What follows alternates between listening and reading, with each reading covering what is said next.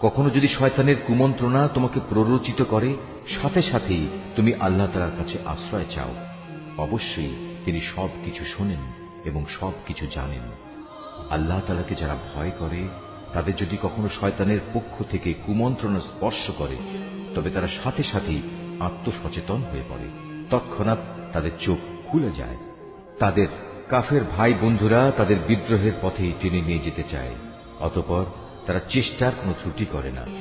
আবার যখন তুমি কিছুদিন তাদের কাছে কোনো আয়াত এনে হাজির না করো, তখন তারা বলে, ভালো হতো যদি তুমি নিজেই তেমন কিছু বেছে না নিতে।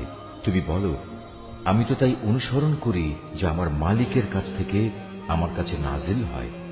আরে কোরআন হচ্ছে তোমাদের মালিকের কাছ থেকে নাজিল করা অন্তর্দৃষ্টি সম্পন্ন জ্ঞান।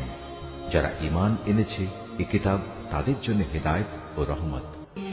যখন তোমার সামনে কোরআন তেলাওয়াত করা হয়, তখন মনোযোগের সাথে তা শোনো এবং নিশ্চুপ থাকো। আশা করা যায় এর ফলে তোমাদের উপর দয়া করা হবে। হে নবী, তোমার মালিককে স্মরণ করো মনে মনে, সকাল সন্ধ্যায় সবিনয়ে এবং সশঙ্ক চিত্তে।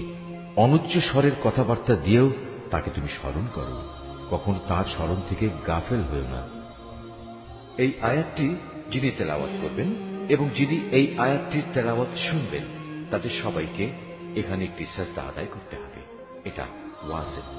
নিঃসন্দেহে যারা তোমার মালিকের একান্ত সান্নিধ্যে আছে, তারা কখনো অহংকার করে তার ইবাদত থেকে বিরত থাকে না। তারা তাঁর তাসবিহ করে এবং তার সামনে সাজদা করে।